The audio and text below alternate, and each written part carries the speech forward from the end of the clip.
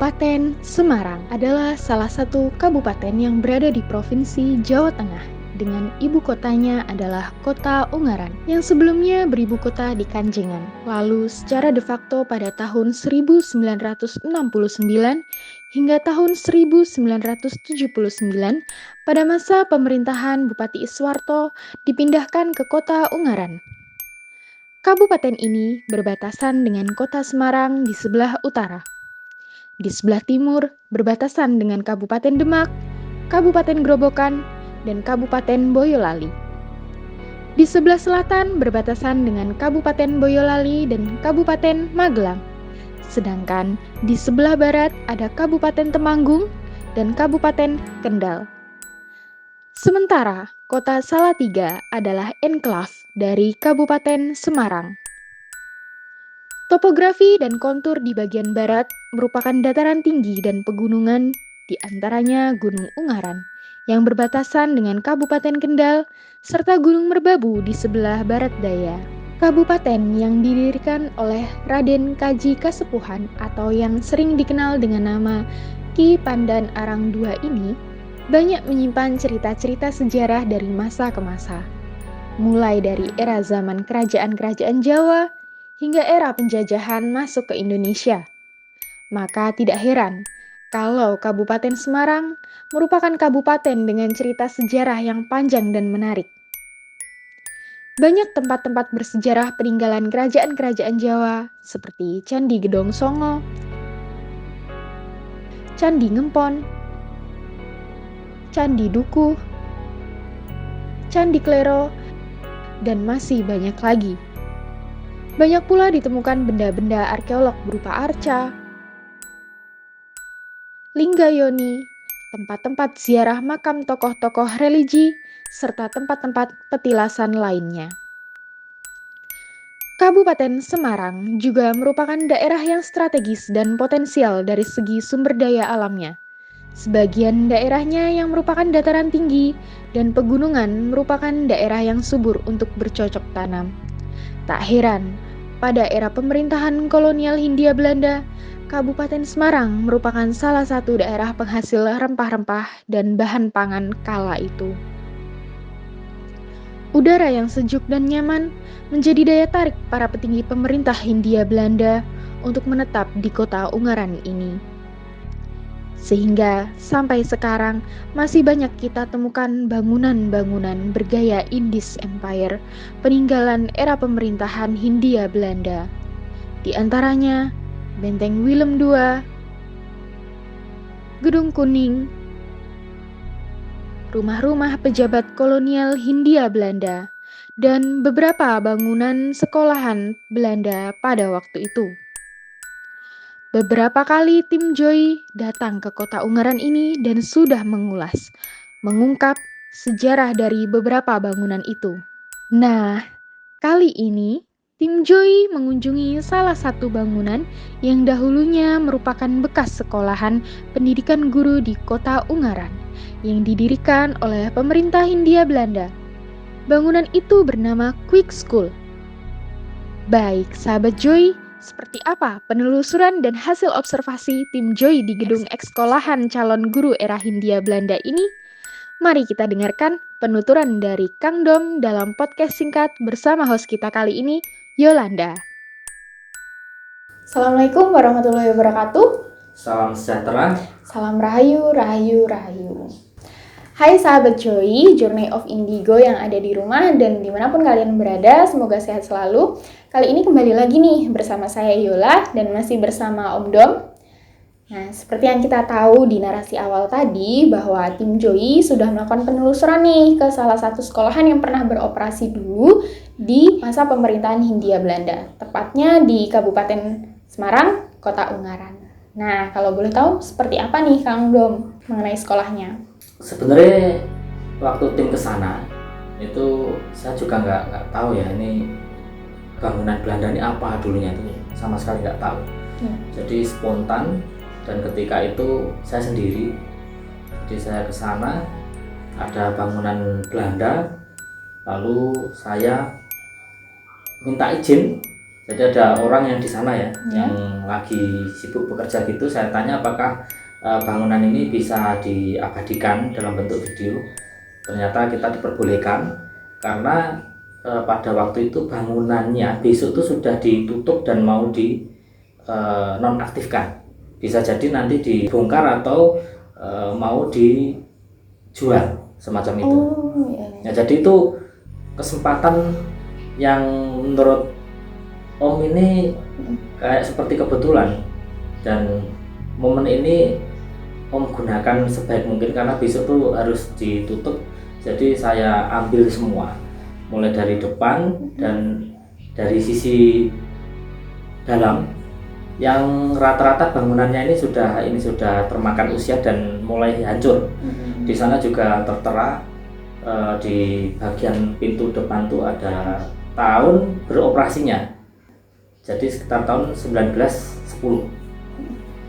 Nah, bangunan ini ternyata sekolahan. Kamu mencari informasinya dari orang yang ada di sana. Ini sebenarnya bangunan apa gitu. Ternyata informasinya ini adalah sekolahan pada masa era pemerintahan Hindia Belanda. Nah, kalau boleh tahu Quick School sendiri ini apa sih Om? Nah, Quick School ini salah satu sekolah keguruan atau pendidikan guru pada era Hindia Belanda. Ini salah satu jenjangnya. Jadi nanti ada beberapa sekolah lagi yang ada sekolah lagi yang nantinya untuk merekrut calon guru. Jadi khusus itu hanya untuk guru ya? Ya, hanya untuk guru. Sebenarnya di beberapa kota itu nanti ada beberapa sekolah, tidak hanya untuk sekolah calon guru, ada lagi sekolah yang lain. Tapi juga ada sekolah kehutanan, misalnya BOS itu, terus ada HIS, itu juga salah satu sekolah pada era kolonial Hindia Belanda.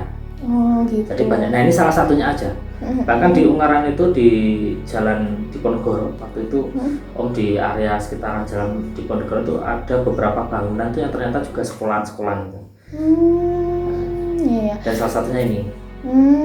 Nah, Om, kalau setelah dari hasil penelusuran kemarin nih Om, itu sejarahnya Quick School itu gimana sih Om sebenarnya?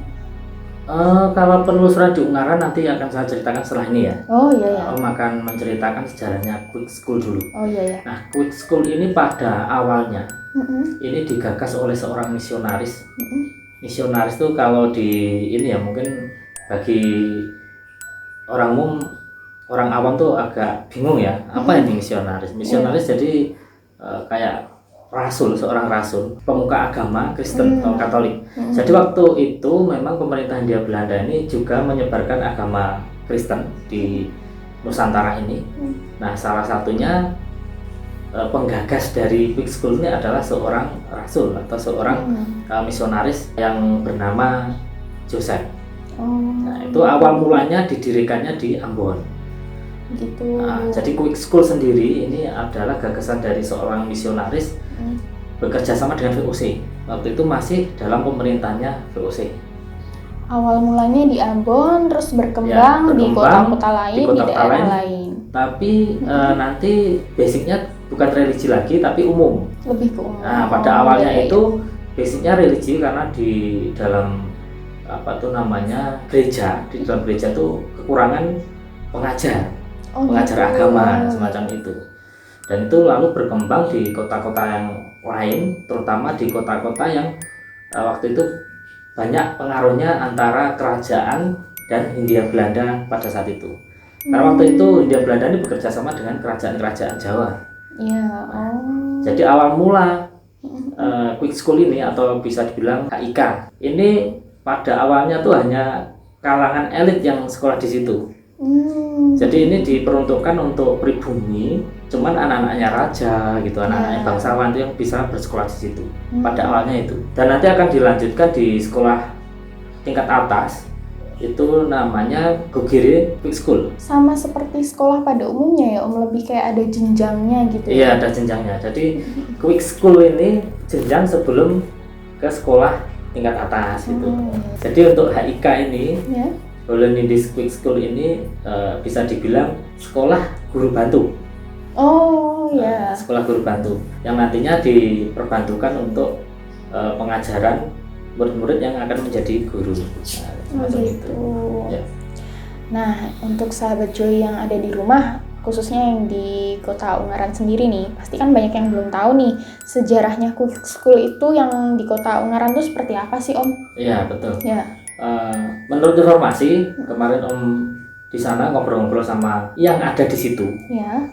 Nah, itu dulu sejarahnya Quick School ini jadi pemerintahan Hindia Belanda setelah membangun Quick School di kota-kota besar, lalu dibangunlah di Kabupaten Semarang, terutama di Kota Ungaran. Ya. Nah, itu diperuntukkan juga untuk pribumi yang mau menjadi guru. Jadi sekolah keguruan lah intinya seperti itu. Ya. Tapi setelah adanya resesi dunia, jadi waktu itu dunia ini dilanda krisis moneter ya. Ya. Nah, ketika krisis moneter, pemerintahan Hindia Belanda mengalami kayak penurunan ekonomi. Ya. Intinya di semua bidang ekonomi ini merosot. Dan itu mengurangi biaya dari pemerintahan Hindia Belanda gitu. Akhirnya berdampak akhirnya berdampak terhadap sekolah-sekolah ini. Itu. Dan pada akhirnya Quick School ini dinonaktifkan karena ini memakan banyak biaya dari pemerintah, akhirnya ditutup. Nah, pada era akhir abad 19 sekolah keguruan ini nggak begitu diminati. Lalu untuk gedungnya ini, gedung Quick School itu dialihfungsikan. Informasinya dari yang Om dapat itu pernah digunakan untuk asrama TNI. Oh ya. Jadi di sana ada lukisannya tentara gitu waktu Om sana. Lalu juga pernah digunakan untuk ini apa tuh namanya kayak apa ya, grup musiknya TNI gitu loh, semacam apa ya, kayak intinya tuh di situ untuk melatih seni musik dan semacamnya. Tapi masih TNI masih. Nah, setelah itu yang berikutnya itu digunakan untuk perhubungan. Jadi perhubungan itu semacam transportasi kayak gitu ya. Om kurang paham lah, yang jelas itu namanya perhubungan lah. PHB waktu itu namanya gedung PHB, gedung perhubungan itu. Nah, yang terakhir lagi itu digunakan untuk kantornya Sidomuncul. Dan itu tidak bertahan lama, sekitar 2-3 tahun, habis itu terus ditutup itu. Yang terakhir untuk Sidomuncul ini. Oh gitu. Berarti setelah gedung itu sudah lama nggak beroperasi, berarti masih sempat digunakan ya Om ya sebenarnya sama pemerintah itu? Masih sempat digunakan, iya. Khususnya dari pihak TNI nih, dari pihak TNI dan juga swasta ya. Ya. Dari perhubungan juga pernah. Jadi ada 3 apa ya, istilah instansi yang berbeda lah ya, seperti itu. Iya. Terus waktu Om penelusuran ke sana kemarin, kira-kira apa nih yang adakah yang Om rasakan atau yang Om lihat di sana kira-kira kayak gitu? Oke. Jadi gini, waktu Om ke sana memang bangunannya ini udah sebagian besar sudah hancur. Tapi residu dari energi yang ada di situ, Om bisa merasakan di situ tuh banyak semangat dari anak-anak yang sekolah di situ. Yang keduanya tuh apa ya, kayak ada suasana happy, seneng gitu loh, semangat, seneng. Dan intinya tuh kalau kita kesana tuh merasakan bahwa dulu yang pernah ada di sini tuh merasakan nantinya tuh bakalan jadi seorang pejabat kayak gitu. Jadi apa ya, euforia senangnya tuh terasa banget. Masih tertinggal di waktu sana. Di situ tuh masih terasa, dan anak-anaknya semangat banget karena tidak semua orang bisa sekolah di Quick School ini. Ya, biasanya yang kalangan atas itu tadi kata Om. Dan itu sudah jaminan nanti akan jadi apa tuh namanya, bagian dari pemerintahan dan akan digaji gulden waktu itu. Oh iya. Gajinya gulden. Ya kayak udah ada jaminan khusus lah kalau nanti kerjanya gampang, enak hidupnya, ada pandangan seperti itu. Itu awalnya Om merasakan itu, tapi terus setelah itu Om juga merasakan banyak kesedihan setelahnya itu. Mungkin karena HIK ini sama pemerintahan Hindia Belanda pada akhirnya ditutup. Lalu untuk kejelasan dari siswanya ini kayak sudah tidak ada lagi gitu loh. Karena tidak ada harapan ya, karena ada resesi dunia tadi. Ini kan nggak ada harapan, terus banyak kesedihan di situ. Bahkan dari pengajarnya, guru-gurunya ini juga kebingungan juga, ini mau dibawa kemana nanti ke depannya. Nah, ini yang saya merasakan. Dan sebenarnya HIK ini adalah cikal bakal nanti untuk persatuan guru-guru di Indonesia. Nah, jadi kayak PGRI itu awal mulanya perkumpulannya juga dari sini. Jadi dulu ada perkumpulan guru Hindia Belanda itu ada dulunya, semacam PGRI-nya. Jadi ini adalah cikal bakal dari sekolah keguruan yang ada di Indonesia. Kalau boleh tahu nih Om, berarti guru yang dulu pernah mengajar di situ pasti orang Belanda juga ya Om ya? Maksudnya bukan orang pribumi? Enggak. Jadi awalnya tuh dulu justru bahasa pengantarannya tuh bahasa Melayu dan bahasa Jawa awalnya. Malahan. Nah, setelah sekitar tahun 1865-an sekitaran itu ya pokoknya. Ya. Itu baru bahasa pengantarnya tuh bahasa Belanda. Oh, justru malahan. Ya, jadi sekolah keguruan di Belanda ini banyak ya. Jadi contohnya kayak ini untuk sekolah EKS. EKS itu Europe Quick School. Nah, Europe Quick School ini dikhususkan untuk orang-orang Eropa. Orang Eropa ya, termasuk Belanda ini kan orang Eropa. Jadi orang Belanda. Terus bagian kecil orang Chinese. Dan hanya 2 murid aja orang pribumi yang dia fluently atau pinter fasih dalam bahasa Belanda. Itu baru boleh. Yang bisa masuk ke sekolah. Yang bisa masuk ke EKS. Dan EKS ini hanya ada satu di Indonesia, ini adanya di Surabaya. Itu satu-satunya. Iya. Nah, bagi etnis Tionghoa yang waktu itu bekerja sama dengan pemerintahan Hindia Belanda, dia akan memilih sekolah di HJK. HJK ini ada lagi nih namanya sekolah Holland Chinese Quick School. Nah, jadi ini khusus anaknya kalangan ini ya, etnis Tionghoa. Itu sekolahnya milihnya rata-rata di situ. Dan di Indonesia ini ada banyak nanti. Ada juga sekolah-sekolah khusus Chinese itu ada. Dan bahasa pengantarnya juga bahasa Mandarin. Gitu. Oh begitu. Terus nih Om, berarti kalau untuk murid yang sekolah di Quick School itu kira-kira ada rentang usianya nggak Om kira-kira? Maksudnya rentang usia berapa gitu? Kalau rentang usianya Om tidak mendapatkan informasinya ya. Tidak mendapat informasi itu. Yang jelas awal untuk sekolah di Hindia Belanda itu ada namanya kelas 1, lalu kelas 2 itu juga Belanda namanya, kurang paham juga ya. Jadi setelah itu baru nanti ke ini kelanjutannya di keguruan ini. Gitu. Atau bisa nanti di sekolah Pamungpraja zaman Hindia Belanda juga ada. Nah, sumbernya bisa nanti kita cek di Leiden University, itu ada apa tuh namanya itu foto-foto zaman dulu bangunannya itu. Terakhir nih Om, kesan pesan yang bisa Om berikan nih untuk sahabat cuy di rumah, terutama tentang sejarah-sejarah yang harus masih kita ingat, kayak salah satunya yang tadi tentang sekolahan ya Om ya, salah satu cikal bakal bisa dibilang kayak tentang sekolah keguruan di Indonesia yang didirikan oleh orang luar ya Om ya, itu berarti ya. Nah itu apa nih Om kira-kira? Kesan dan pesan Om ya, kesannya tuh sebenarnya kita harus berbangga ya. Jadi meskipun kita ini bangsa terjajah dahulunya, tapi Belanda ini salah satu penjajah yang juga memikirkan kesejahteraan rakyat pada waktu itu, dan juga untuk memajukan SDM masyarakat Nusantara ya, khususnya ya, Nusantara. Jadi kita tidak bisa memungkiri bahwa perkembangan pendidikan dan juga kepandaian atau tingkat SDM kita tuh banyak sedikit juga dipengaruhi oleh pemerintahan Hindia Belanda. Ya, ada plus minusnya lah ya Om. Itu kesannya di situ. Jadi kita juga harus mengambil nilai positifnya dari penjajahan Hindia Belanda. Lalu pesannya kita jangan melupakan sejarah. Ketika kita memilih suatu profesi ini, kita harus tahu dulu sejarahnya seperti apa. Biar kita tuh benar-benar bisa menghargai dan juga benar-benar bisa bekerja seprofesional mungkin. Intinya seperti itu, pesannya seperti itu. Dan menurut Om, tempat-tempat seperti ini seyogyanya dilindungi dan dijaga, dirawat.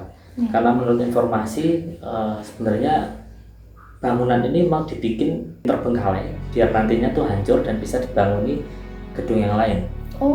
Karena proses untuk memindah atau merubah bangunan ini susah, karena terkendala bangunan cagar budaya ini agak susah.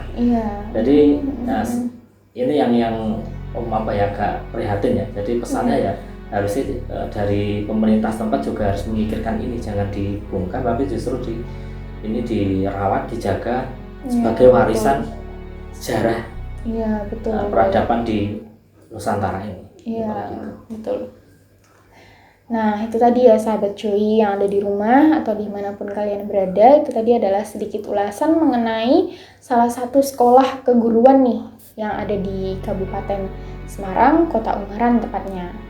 Semoga informasi kali ini dapat menambah wawasan sahabat Joy yang ada di rumah atau dimanapun kalian berada, agar bisa lebih mengingat lagi ya Om mengenai sejarah yang ada di Indonesia ini seperti apa. Saya tutup dulu podcast kali ini bersama saya Yolanda dan bersama Om Dom. Assalamualaikum warahmatullahi wabarakatuh. Salam sejahtera. Salam Rahayu, Rahayu, Rahayu.